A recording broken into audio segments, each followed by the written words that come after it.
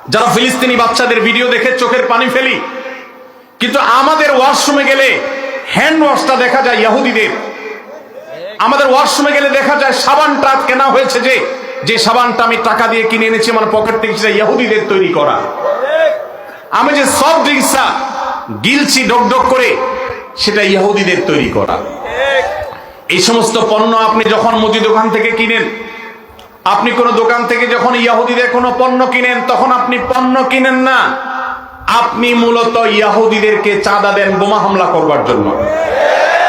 আপনি যেটাকে টাকা দিয়ে সম্পদ কেনা, মাল কেনা মনে করছেন, এটা মাল কেনা নয়, এটা অভিশপ্তদের বোমাবাজিতে সাহায্য করা। লজ্জার বিষয়, কার্যকরভাবে বাংলাদেশে এখনো পর্যন্ত ফিলিস্তিন ইস্যুতে আমরা একটা বয়কট কার্যকরভাবে করতে পারি নাই। একটা সফট ড্রিঙ্কস শুধুমাত্র কিছুটা বর্জন করা গেছে আলহামদুলিল্লাহ, আর বাকি প্রোডাক্টগুলো সব যেভাবে সেভাবে রয়েছে।